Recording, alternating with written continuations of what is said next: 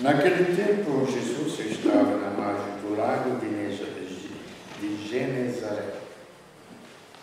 E a multidão apertava-se ao seu redor para ouvir a palavra de Deus. Jesus viu duas barcas paradas na margem do lago. Os pescadores haviam desembarcado e lavavam as redes. Subindo numa das barcas, que era de Simão, pediu que se afastasse um pouco da margem. Depois sentou-se e da barca ensinava as multidões. Quando acabou de falar, disse a Simão: avança para águas mais profundas e lançai vossas redes para pescar. Simão respondeu: Mestre, nós trabalhamos a noite inteira e nada pescamos. Mas, em atenção à tua palavra, vou lançar as redes. Assim fizeram, e apanharam tamanha quantidade de peixes que as redes se rompiam. Então fizeram sinal aos companheiros da outra barca para que viessem ajudá-los. Eles vieram e encheram as duas barcas, a ponto de quase afundar. Ao ver aquilo, Simão Pedro atirou-se aos pés de Jesus, dizendo: Senhor, afasta-te de mim, porque sou um pecador. E que o espanto se apoderara de Simão e de todos os seus companheiros por causa da pesca que acabavam de fazer. Tiago e João, filho de Zebedeu, que eram sócios de Simão, também ficaram espantados. Jesus, porém, disse a Simão: não tenhas medo. De hoje em diante tu serás pescador de homens. Então levaram as barcas para a margem, deixaram tudo e seguiram a Jesus. Palavra da salvação. Glória a vós, Senhor.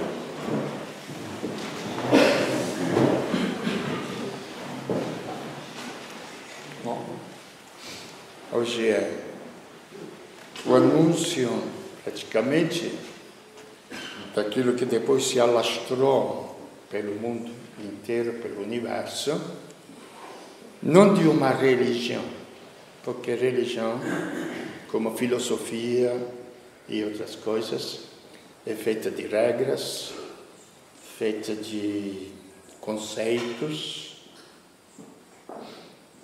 mas de um fato.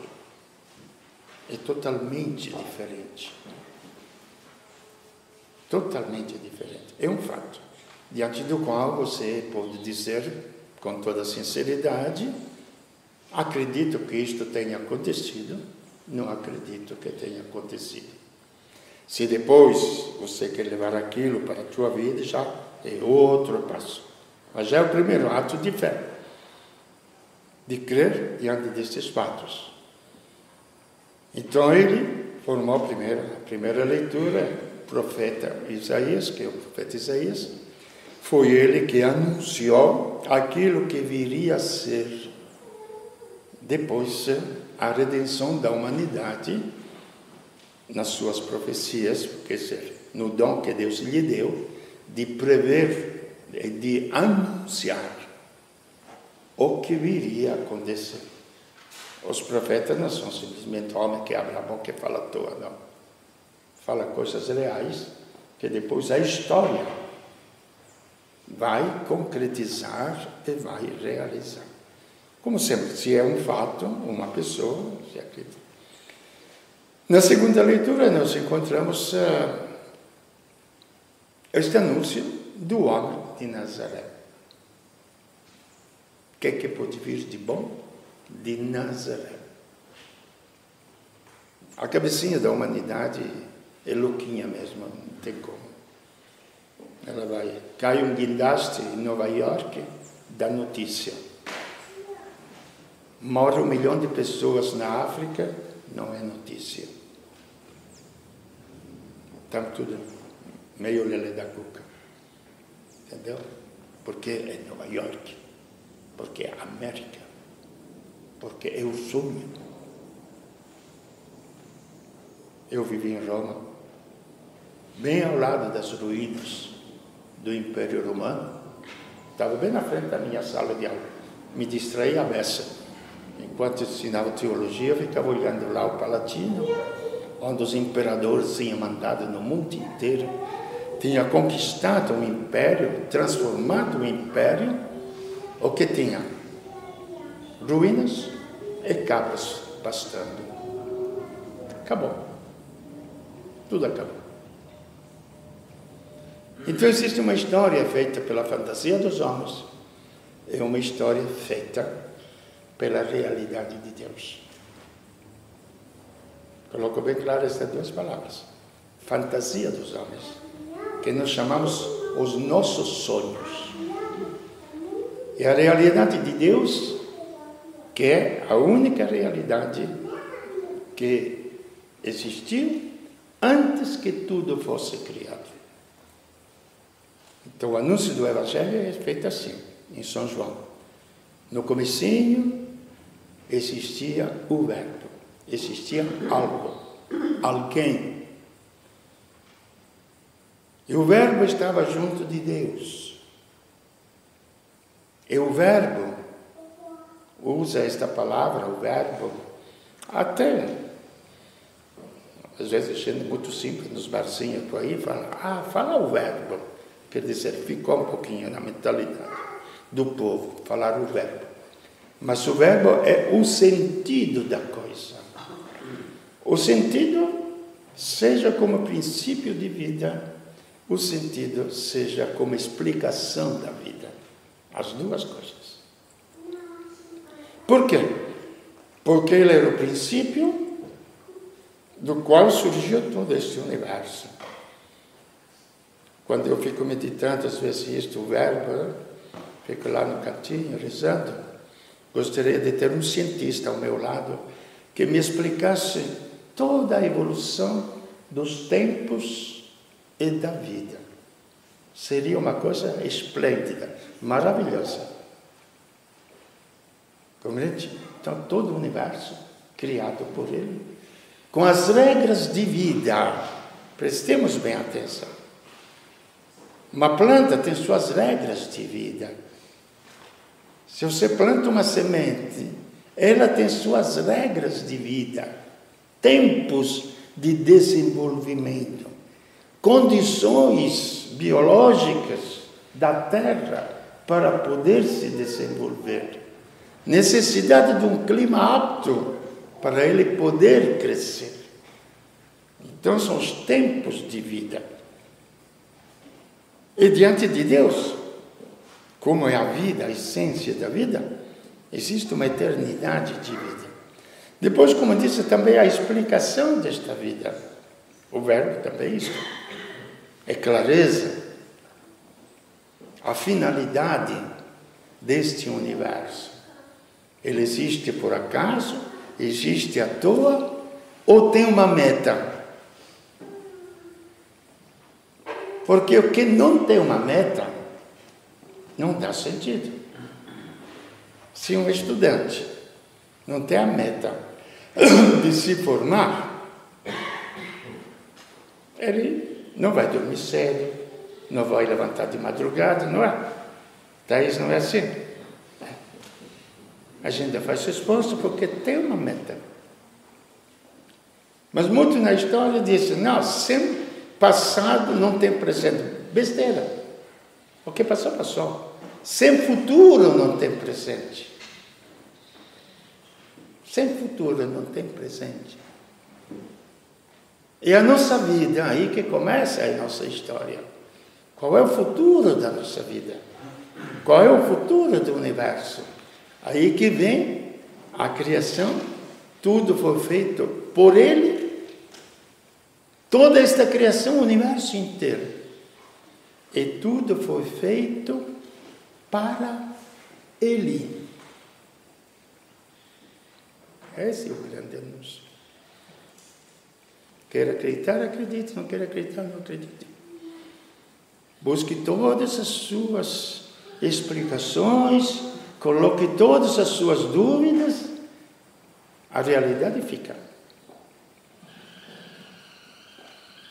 Por isso que eu falei que não é um conjunto de ideias, uma religiosidade.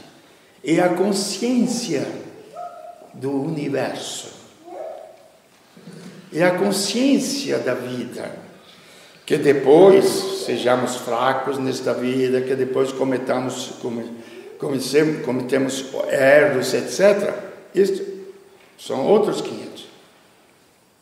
Isto faz parte do quê? De uma criança.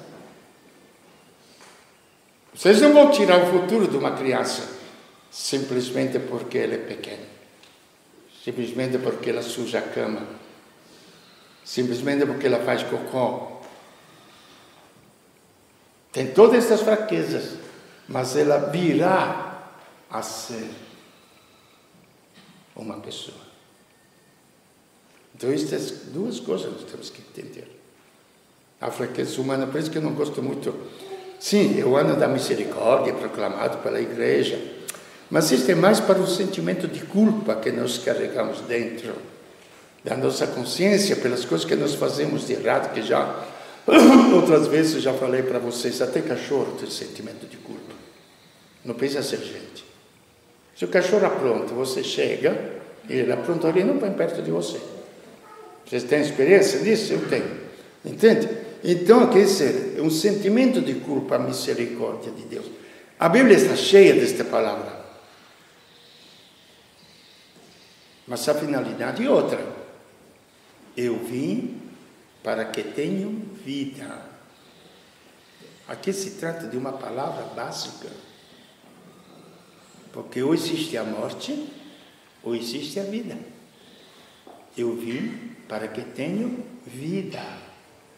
Não só que tenham vida, e a tenham em abundância. Que esta vida seja repleta. Então vai todo um crescimento se dá existência a uma criança para que ela tenha vida e possa desenvolver-se em todo o seu aspecto biológico, psíquico, físico, afetivo, dinâmico, de trabalho, de ciência, etc. E para isto, aí que vem o anúncio do Evangelho. São Paulo fala, eu vos anunciei, desde o comecinho, aquilo que os apóstolos foram testemunho. Do quê? De um fato. Que Jesus de Nazaré, aquele carpinteiro, aquele homem do povo, que não fazia parte do grupo dos sacerdotes, etc., que devia dirigir a estrutura religiosa de Israel, aquele homem exatamente era aquilo que nós anunciamos no comecinho, o Verbo, porque o Verbo se fez carne. Se tivesse na medicina um corpo morto na tua frente e você tivesse chance de injetar um princípio de vida, seria espetacular, não é? Não tanto um remédio para combater as doenças do corpo antes que ele morra, mas injetar um princípio de vida que faça reviver tudo aquilo que está dentro do corpo, a psique, os afetos. Isto se chama de ressurreição. Que vocês, aonde vocês podem compreender bem claro como esta pessoa que enfrentou a morte, venceu a morte. Uma pessoa conversando um dia falou, não, Jesus sobreviveu à morte. Eu falei, não, meu filho, ele não é o sobrevivente do campo de concentração de nazistas, quer dizer que o campo ainda existe, onde você pode voltar. Não, ele venceu a morte. Ele venceu a morte.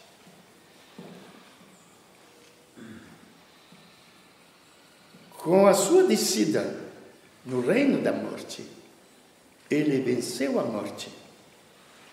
E com a sua ressurreição, demonstrou claramente que ele é a vida. E que a vida é mais forte do que a própria morte. Então, isto nós vos anunciamos. Eram os apóstolos que viveram com Cristo, anunciaram toda a vida dele, só lendo os evangelhos, que depois São João fala claramente, isto você escrevi para que, crendo, tenhais a vida. São Paulo entra numa história diferente. Ele apareceu a Simão. Bom, nós temos o fato, foi pescar junto, encher os barcos de peixes. Ele era um carpinteiro, não era um pescador. Vamos lá. Eles eram pescadores, não apanhamos nada. Vai lá, tá bom, você que manda. Mandou, botaram as redes, encheram de peixes. Depois testemunharam tantos outros milagres. Depois testemunharam. Esses dias estava meditando, me consolando um pouquinho comigo mesmo. Falei, Jesus, está bom, eu estou junto contigo um monte de tempo, melhor você estar junto comigo, apesar de eu sair. Mas também os apóstolos não acreditaram muito em você. 3 anos ficaram juntos, viram um monte de coisas. No fim, Pedro te traiu, Judas te entregou, os outros fugiram. Que covardia humana! Mas depois você mandou o Espírito Santo e eles deram testemunho. Preferiram morrer a te renegar. Então ainda vai vir um dia que a gente vai preferir morrer a renegar Cristo como essência da própria vida. Que aqui que vem o anúncio que foi feito. Eles foram testemunhas deste Cristo, deste homem, que não vinha do nada, não vinha de Atenas, centro da cultura helenística, não vinha de Roma, centro da potência mundial, vinha de Nazaré. E quando Natanael foi chamado, bem, acho que encontramos aquele que as profecias anunciaram, que deve ser o Filho de Deus. De onde que ele é? De Nazaré. Minha nossa. Sem ofender ninguém. Quando eu estava em Caçapava brincando, falava assim, de onde que é? De Jambeiro. O que pode vir de bom de Jambeiro? Estou falando de 50 anos atrás, viu? Agora ainda tem alguma coisa. Eu estava em Caçapava. O que pode vir de bom? Digo, como comparação de lugares que não tinha nada. Entendeu? O que pode vir de bom de Nazaré? Não vem de Harvard, não vem das grandes universidades, não vem dos grandes centros de pesquisa, de medicina. De Nazaré. Exatamente. Ele vinha de Deus, não vinha de Nazaré. Ele era Deus. Aí eu fico pensando, quando aquele princípio, o Verbo, que criou todo este universo, imagine vocês, ele que criou todo o universo, explode, se une naquela frase belíssima, e o Verbo se fez carne. O Verbo, toda aquela potencialidade que criou o universo, se une à figura humana, que diante dos olhos dos outros não valia absolutamente nada. Mas era potencialidade.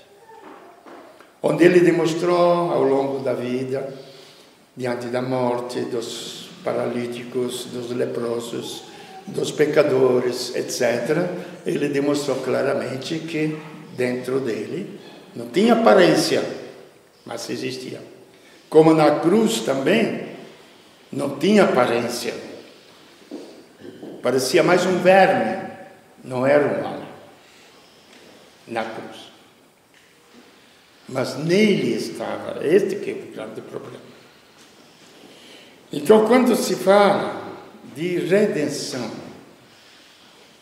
muitas vezes quem tem a minha cuca pensando, como é que ele pagou os pecados? Coitadinho, porque ele sofreu na cruz? Não pode ser. Não pode ser. Aqui não se trata simplesmente de cancelar as minhas dívidas para depois eu voltar a fazer as dívidas. Não.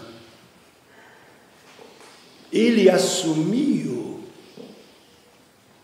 o pecado que destrói o cérebro, o coração.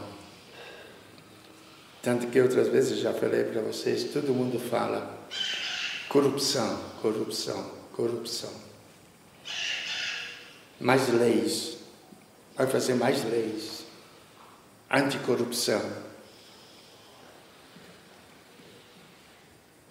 Gente de peso, culturalmente aqui no Brasil, que eu ouço na cultura, etc. Mais leis anticorrupção.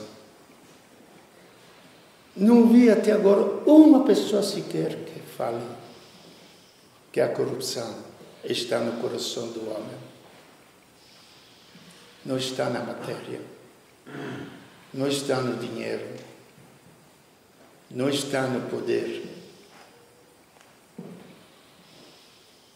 A corrupção está no nosso coração, que se ilude que vai ter uma vida boa se tiver muito dinheiro. Se ilude que vai ser alguém quando o meu ego for bem massageado, não é? Acho que não tem uma escola para massagear o ego da gente. É isso. Não, é só o corpo. Entende? Precisa massagear o corpo. Você é o tal, você é isto, você é aquilo. Entendeu? Você se sente o rei da cocada. Você se sente que alcançou o céu. E aí se fala alguma coisinha contra mim. Não estou falando de calúnias. Estou falando simplesmente de alguma coisa.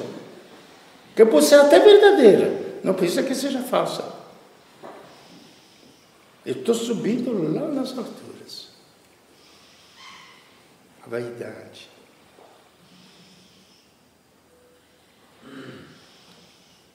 O orgulho. O poder nas mãos. Tudo isto, sabe o que é? São deuses que nós criamos, que nós adoramos, porque pensamos que neles nos vamos realizar a nossa vida.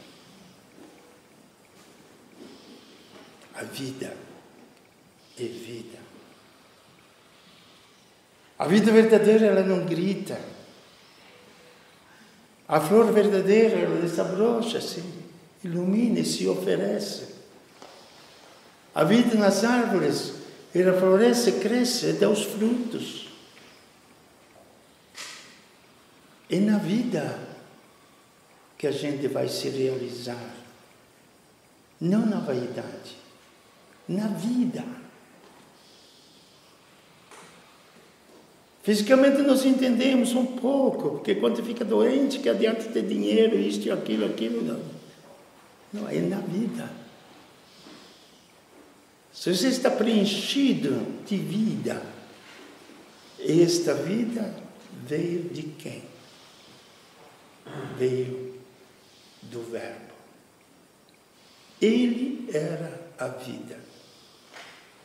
E a vida era a luz dos olhos. Aí vem o que nós chamamos de moralidade. Ou nós agimos em função da nossa vaidade, em função da nossa sede de poder, em função de tantas outras besteiras que estão dentro do coração, ou nós agimos por impulso interior, que é a nossa própria vida, que é Deus, a vida. Por isso adorarás o teu Deus, com toda a tua mente, com todas as tuas forças, com toda a tua inteligência, porque dele você vai receber a vida. E esta vida que se é manifestada, ela se torna a luz dos homens. O que quer dizer a luz dos homens? Aí que entra o fato que é uma pessoa religiosa. Muitas vezes falam, você é uma pessoa iluminada. Iluminada do quê? Eu sou que nem a lua. O que é a lua? Uma massa que não tem luz, não é? Mas se recebe a luz do sol, ela até reflete um pouquinho de luz, não é? Assim somos nós diante de Deus. Se a gente se coloca diante de Deus, a luz dele reflete em nós e reflete nos nossos atos. E esta vida que está dentro de você, que movimenta depois os teus atos, movimenta os teus passos. Aí que acontece, por isso que eu falei o problema da redenção. Deus, ele não cancelou os nossos pecados, porque depois vamos recomeçar de novo. Para essa pessoa que pagou o cartão de crédito, conseguiu se livrar, começa de novo o cartão de crédito, é pago outra vez. Que alívio, aí vira um pouquinho a confissão dentro da igreja, não é? A confissão que vai, porque eu fiz isso aqui, depois volta a fazer a mesma coisa, entendeu? Aí que acontece, não é? Nós saímos da morte para a vida. Nós saímos de nós mesmos para entrar em Deus. Ou melhor, deixar que Deus entre em nós. Aí será Ele a agir. Não serão os nossos impulsos. Será Ele a agir em nós. Aí sim, Ele será a luz que ilumina todo homem que vem a este mundo. Esse é o testemunho de São Paulo. E São Paulo, para terminar, no fim, ele apareceu a mim. São Paulo não foi apóstolo que acompanhou Pedro, Paulo, não. Na sua visão religiosa, por isso digo, na visão religiosa, ele tinha toda uma estrutura religiosa desde criança. Terrível. Que nem os fundamentalistas que a gente ouve por aí, que mata porque você não pode ser isso e aquilo, não é? E quando Deus o golpeou, ele caiu, a famosa história na Barakti, quando ia a Damasco, que caiu do cavalo, aí ficou cego, caiu tudo o que ele pensava de religiosidade. E o que aconteceu? Ele não foi estudar teologia.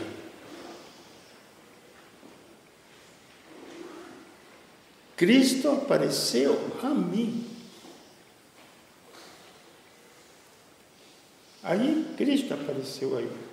E depois em outros trechos onde fala o relacionamento de Cristo para cada um de nós. Este é o grande segredo de São Paulo.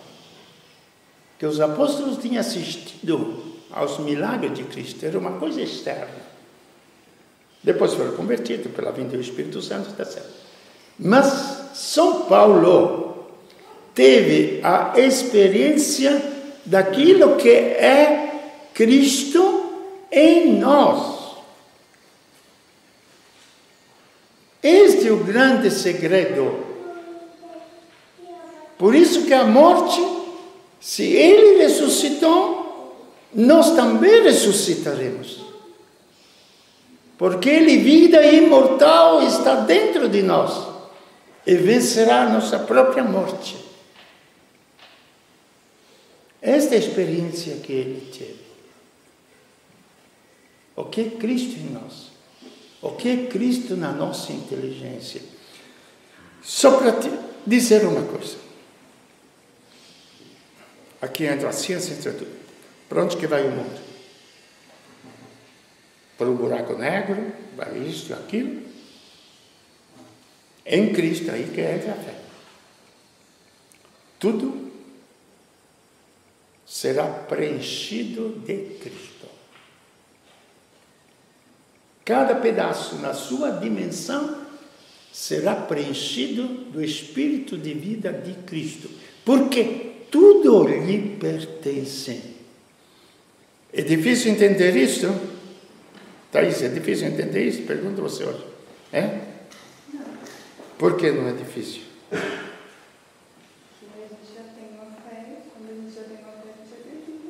Eu sei, você acredita, mas me explique em palavras mais humanas. Eu sou uma pobre criança que quero aprender. Como é que você me explica? Eu sou um homem muito prático. Então, o que acontece? Existe um princípio de vida humana que possa se comparar ao verbo de Deus em nós? O que é que nós temos que se possa comparar?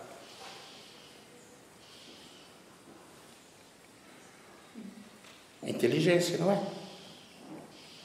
A inteligência.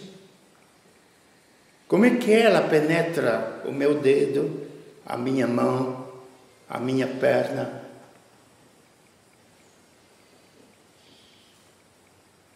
Aí deveria um cirurgião, um neurologista deveria me explicar isso. Eu gostaria muito. Como se comunica a inteligência a todo o corpo humano. E a inteligência coordena todos os meus movimentos, me dá o porquê dos meus movimentos, me leva onde ela me explica que é justo ir e não é bom ir. Compreende? Esse é Cristo, o Verbo. Já pensaram? Ele que invade todo o universo. Porque exatamente sem a inteligência, o meu corpo é uma massa falida. Bate a cabeça, você não faz mais nada. Dá um derrame, tudo que você fazia não faz mais nada. Este é o Verbo. Este é Cristo que se fez homem. É o universo inteiro. Aí que está aquilo que a gente chama de esperança. O futuro.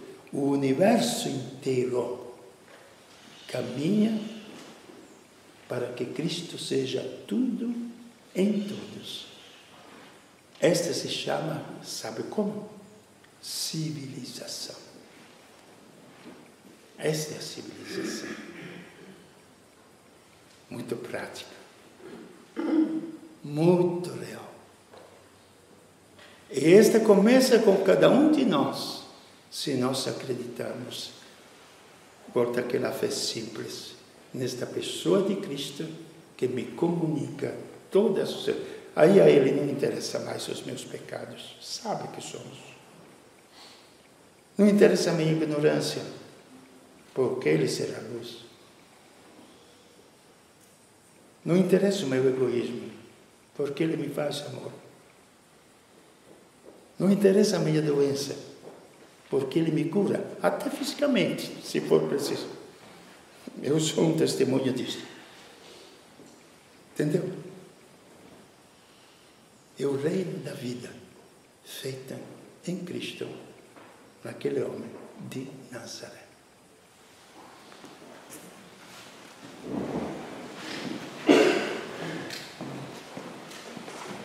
Creio em Deus.